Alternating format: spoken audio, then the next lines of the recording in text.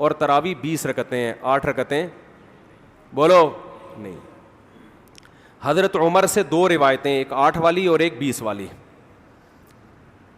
کہ حضرت عمر نے کتنی دیکھو نبی صلی اللہ علیہ وسلم نے تراویح کی کتنی رکعتیں پڑھی ہیں, کوئی بے غبار حدیث میں ہمیں اس کا تذکرہ نہیں ملتا. بس اتنا ہے کہ 3 دن پڑھی ہے, بس کتنی پڑھی ہے ہمیں نہیں پتا. یہ ہمیں حضرت عمر کے عمل سے پتہ چلتا ہے, کیونکہ حضرت عمر بدعتی بولو نہیں ہو سکتے, کیونکہ انہوں نے جب جماعت سے 20 رکعتیں پڑھائی ہیں حضرت عمر نے, تو اس کا مطلب نبی نے ان 3 دن میں کتنی پڑھی تھیں. اور ایک ضعیف روایت میں اس کا تذکرہ بھی ہے کہ نبی نے 20 رکعتیں پڑھی ہیں. تو ضعیف روایت کی تائید جب خلفائے راشدین کے عمل سے ہو گئی تو وہ ضعیف بھی عملاً کیا بن گئی, صحیح بن گئی ہے وہ. تو حضرت عمر سے 2 ہیں, 8 بھی اور 20 بھی. 8 والی پر امت نے کسی امت نے عمل ہی نہیں کیا, کیونکہ وہ بالاتفاق مضطرب ہونے کی وجہ سے ضعیف ہے, سند کی وجہ سے نہیں بلکہ مضطرب, کیونکہ جو راوی حضرت عمر سے 8 بیان کر رہا ہے وہی کتنی بھی بیان کر رہا ہے, 20 بیان کر رہا ہے. اور جب ہم صحابہ کے دور میں دیکھتے ہیں تو ہمیں سب جگہ 20 نظر آ رہی ہیں, 8 کہیں بھی نظر نہیں آ رہی. تو یہ کیسے ممکن ہے کہ حضرت عمر نے 8 شروع کی ہوں اور کوفہ, بصرہ, دمشق, شام, مصر سب جگہ 20 ہو رہی ہوں؟ اس سے پتہ چلتا ہے کہ حضرت عمر سے جو 20 والی روایت ہے وہ صحیح ہے, 8 والی صحیح نہیں ہے. اور اس کی سب سے بڑی دلیل یہ ہے کہ موطا امام مالک میں ہے 8 رکعتوں والی, جو امام مالک نے نقل کی ہے, لیکن امام مالک خود 8 کا فتویٰ نہیں, وہ خود 20 سے زیادہ کے قائل ہیں, وہ تو 20 کے بھی نہیں 36 کے قائل ہیں. تو یہ کیسے ممکن ہے کہ کتاب کا مؤلف 8 والی ذکر کر رہا ہو مگر خود اس روایت کو وہ اس پر عمل نہ کر رہا ہو؟ ان باتوں کا کسی اہل حدیث عالم کے پاس جواب نہیں ہے. ترمذی میں ایک روایت پیش کی جاتی ہے امام احمد بن حنبل سے, یہ روایت ہے کہ اس میں کوئی مخصوص عدد ثابت نہیں ہے, جتنی چاہے پڑھ لو, لیکن امام احمد کی جو اپنی اصل کتابیں فقہ کی, اس میں امام احمد کے شاگرد جو امام احمد سے ذکر کرتے ہیں وہ ذکر کرتے ہیں امام احمد بن حنبل کے نزدیک بھی 20 رکعتیں مختار ہیں. سمجھ نہیں آ رہی میرا خیال ہے بات. تبھی فقہ حنبلی میں تراویح کی رکعتیں کتنی ہیں, 20. اور امام ابو حنیفہ کے نزدیک بھی. لوگ پتہ ہے مجھ سے کیا کہتے ہیں, لوگ جو ہے نا کہتے ہیں کہ یار آپ ان حدیثوں کا انکار کر رہے ہو جس میں 8 آتا ہے. 8 والی جو بخاری کی حدیث ہے نا اس کا تراویح سے کوئی تعلق نہیں ہے. بخاری میں آتا ہے نبی رمضان اور غیر رمضان میں 8 پڑھتے تھے, اس کا تراویح سے کوئی تعلق, وہ تو غیر رمضان میں بھی تھی.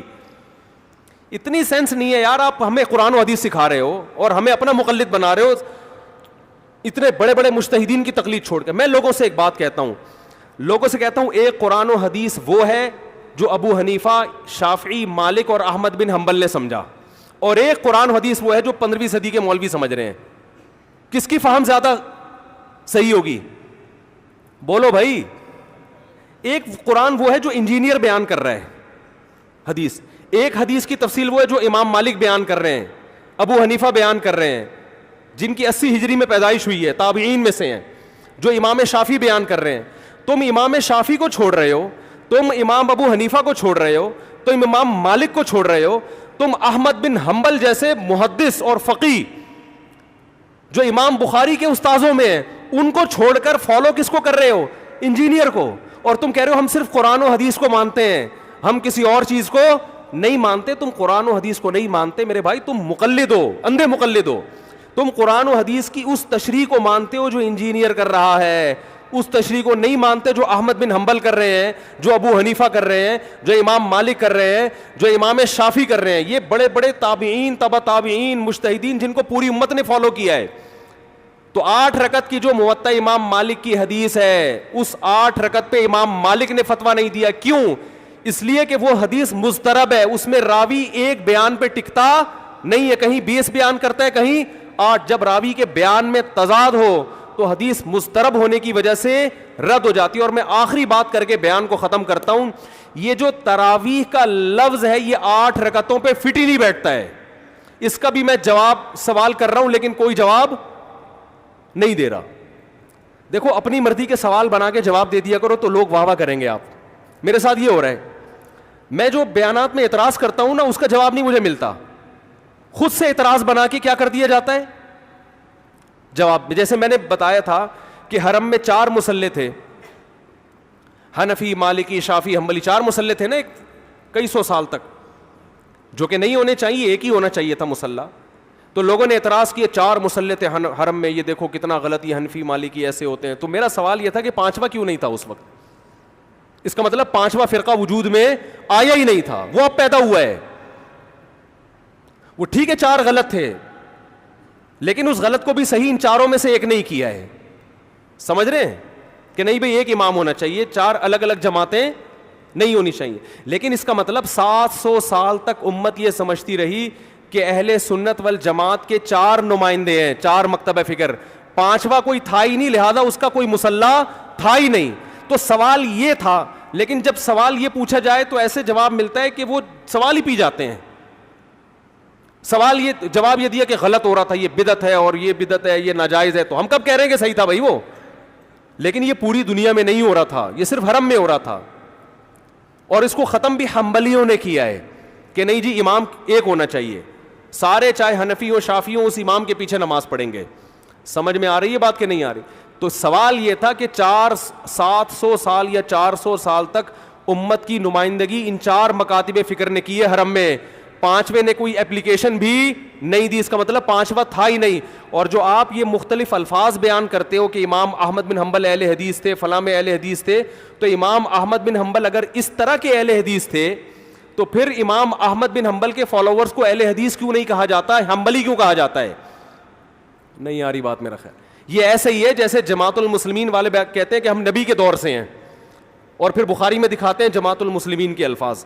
او بھائی یہ والی جماعت المسلمین نہیں تھی, یہ تو باقاعدہ آپ نے رجسٹر کروائی ہے 1975 میں. وہ جماعت المسلمین صحابہ کو جماعت المسلمین کہا گیا ہے. تو یہ جو اہل حدیث کا لفظ ہمیں پرانے وقتوں میں ملتا ہے, یہ محدثین کے لیے ملتا ہے, یہ کسی مخصوص فرقے کے لیے نہیں ملتا. پھر بھی میں اہل حدیث کو اہل سنت میں داخل سمجھتا ہوں, میں پھر بھی ان کو نہیں کہتا کہ جہنم میں جائیں گے, لیکن میں کہتا ہوں کہ آپ کم از کم اس چند 100 سال پہلے آپ پیدا ہوئے ہیں, آپ کی جماعت وجود میں آئی, ہم پھر بھی آپ کو گلے لگانے کے لیے تیار ہیں, اور ہم صدیوں سے چلے آ رہے ہیں. آپ ہمیں کیا کر رہے ہو؟ آپ ہمیں گمراہ لوگوں میں داخل کر رہے ہو. تو اسلام بہت پہلے بر صغیر میں آیا ہے, جس شکل میں آیا ہے وہی شکل ٹھیک ہے, بات کی چیزوں پر اعتماد نہیں ہوتا ہمیں. تو میں ایک بات کر کے بیان کو ختم کرتا ہوں. یہ جو 8 کا لفظ ہے نا, تراویح کا لفظ ہے, یہ 8 رکعتوں پر صادق بولو نہیں آتا. بہقی کی حدیث ہے, اور بھی روایتیں اس بارے میں, کہ اسلاف جب تراویح کی نماز پڑھا کرتے تھے, اسلاف سے مراد صحابہ تابعین, تو 4 رکعتوں کے بعد آرام کیا کرتے تھے. تو اس لیے 4 رکعت کو ترویحہ کہا گیا. کیا کہا گیا؟ ترویحہ. روح سے نکلا ہے, روح. استراحت کا لفظ سنا ہے آپ لوگوں نے؟ آرام. استراحت کسے کہتے ہیں؟ آرام. ترویح آرام دینا. راحت, راحت کا لفظ تو اور آسان ہے نا. ارے راحت کا لفظ نہیں سنا؟ راحت کسے کہتے ہیں؟ آپ کہہ رہے ہوں گے وہ اسے کہتے ہیں ہمارے محلے میں رہتی ہے. راحت کہتے ہیں آرام, ریسٹ. استراحت, راحت. روح یروح ترویحا, باب تفعیل میں جب جاتا ہے آرام دینا. تو ترویحتن, کیونکہ 4 رکعتوں کے بعد آرام کرتے تھے, تو ان 4 رکعتوں کو کیا کہا گیا؟ ایک ترویحہ, یعنی ریسٹ ہے اس کے بعد. اب ترویحہ کا جو لفظ ہے نا, 4 رکعتوں کے بعد کیا ہو رہا ہے؟ ریسٹ. اٹ از کالڈ ترویحہ. سب کو پتہ ہے 4 رکعتوں کو ترویحہ کہتے ہیں. 2 ترویحوں کو عربی میں کہیں گے ترویحتان. کیا کہیں گے؟ جیسے رجل کا معنی ایک آدمی, رجلان 2 آدمی. عربی میں 2 کے لیے الگ لفظ استعمال ہوتا ہے, 2 سے زیادہ کے لیے الگ. تو اگر یہ 8 رکعتیں ہوتی تو ان کو محدثین تراویح نہ کہتے بلکہ ترویحتان کہتے یا ترویحتین کہتے. کیا کہتے؟ 2 ترویحیں. اور ان کے بیچ میں ویسے بھی ریسٹ کی ضرورت پڑتی نہیں, ٹھیک ہے نا. 4 رکعت کے بعد امام بیٹھتا, بولتے چل بھائی آگے جلدی کر, جانا بھی ہے گھر میں ہم نے. تو ترویحتین کہتے, ان کو محدثین تراویح نہیں کہتے. اور تراویح کا لفظ ہے جمع. عربی میں جمع کم سے کم افراد کتنے ہوتے ہیں اس کے؟ 3. تو کم سے کم 12 رکعتیں ہونی چاہیے. لیکن تراویح بھی جمع کثرت ہے, جمع قلت کثرت. جمع اقصا کہتے ہیں جو بہت زیادہ جمع ہو. تو پتہ ہے 4 رکعتیں کافی زیادہ ہیں تو ان کو تراویح کہا جائے گا. 4 رکعتیں تھوڑی سی بھی ہو تو ان کو تراویح. 3 4 رکعتیں اگر 3 دفعہ آئیں گی تو اس کو بھی علی وجہ الکمال ہم پورے طور پر تراویح کا لفظ اس پہ صادق نہیں آئے گا. بات آ رہی ہے سمجھ میں کہ نہیں آ رہی ہے؟ سمجھ میں سب آ رہی ہے, لیکن گھننے بن جاتے ہیں, گھماتے ہیں. اب دیکھیں نا یوٹیوب پہ اس کا جو بیان آئے گا نا اس میں گھمایا ہوا ہوگا, اس میں گھمایا, یہ اپنی طرف سے نکالا ہوا ہے. اپنی طرف سے نہیں بھائی, بہقی کی حدیث ہے, مصنف ابن ابی شیبہ کی روایتیں ہیں, آپ دیکھ لو. اس میں لوگ کہتے ہیں حوالہ کیوں نہیں دیا مفتی صاحب نے. آپ انکار کرو, میں حوالہ دوں گا انشاءاللہ. آپ انکار کرو کہ ایسا نہیں ہے, ہم ٹائم بچا رہے ہیں اپنا. وہ مجھے کہہ رہے تھے نا اس بحث میں کہ مفتی صاحب آپ دلیل دو, جو دعویٰ کرے دلیل اس کے ذمے ہے. میں نے کہا دلیل اس کے ذمے اس وقت ہے جب سامنے والے دعوے کا انکار کرے. میں نے ستار بھائی کو میں نے کہا کہ ستار بھائی تم نے 1 لاکھ روپے لیے ہیں. ستار بھائی کہہ رہے ہیں نہیں, ہاں لیے ہیں. تو مجھے کیا ضرورت ہے میں گواہ پیش کروں کہ دلیل دوں؟ وہ مان رہا ہے. تو یہ سب مانتے ہیں. یہ تو علماء جس نے بھی حدیث کی کتابیں پڑھی ان کو پتا ہے کہ ترویح کا لفظ اس لیے لکھا ہوا ہے اس میں. تو اسلاف سے مسجد نبوی میں حرم میں ایک رمضان بھی ایسا نہیں گزرا جب سے حضرت عمر نے 20 رکعتیں شروع کرائی ہیں کہ 20 رکعت سے 1 رکعت بھی کم ہوئی. زیادہ تو ہوئی ہیں, کم بولو نہیں ہوئی ہیں. 1 رکعت. امت اتنی بڑی گمراہی پر 1400 سال سے جمع ہو گئی. تو میرے بھائی جو آپ سے قرآن و سنت کے نام پہ بات کرے نا, اسے بولے بھائی ٹھیک ہے میں قرآن و سنت ہی کو مانتا ہوں, مگر قرآن و سنت کی وہ تشریح جو ان مجتہدین نے کی ہے اس کو مانوں گا. جو 15ویں صدی کے مولوی کر رہے ہیں تشریح, میں اس کو بولو نہیں, چاہے وہ سعودی ہوں. لوگ کہتے ہیں سعودی عرب میں 8 رکعتیں ہر جگہ ہو رہی ہیں. سعودی عرب میں آج ہو رہی ہیں, 100 سال پہلے کے سعودی عرب میں 8 رکعتیں کہیں بھی نہیں ہوتی تھی. تو یہ کوئی سعودیوں کا کلمہ تھوڑی ہم نے پڑھا ہے کہ جو سعودی عرب میں تو بہت سے لوگوں کی داڑیاں نہیں ہوتی. تو کیا مطلب داڑھی کا انکار کر دو گے آپ؟ تو ہم نے فالو کرنا ہے امام مالک کو, امام احمد بن حنبل کو, امام شافعی کو. یہ بڑے بڑے محدثین تھے, مجتہدین تھے. خلفائے راشدین کو, خلفائے راشدین کے دور میں کوئی ایک روایت دکھا دو 8 رکعتوں والی, کوئی ایک روایت. ہاں جو حضرت عمر سے موطا میں منقول ہے اس کا جواب میں نے دے دیا. اس کے علاوہ کہیں دکھا دو کہ بصرہ میں, کوفہ میں, دمشق میں, صحابہ تابعین کے دور میں رمضان میں 8 رکعتوں سے جماعت سے نماز کسی نے پڑھی ہو. تو نہیں ہے کچھ بھی اس میں. تو اس لیے جو طریقہ صدیوں سے تواتر کے ساتھ چلا آ رہا ہے وہ کتنی رکعتوں کا ہے؟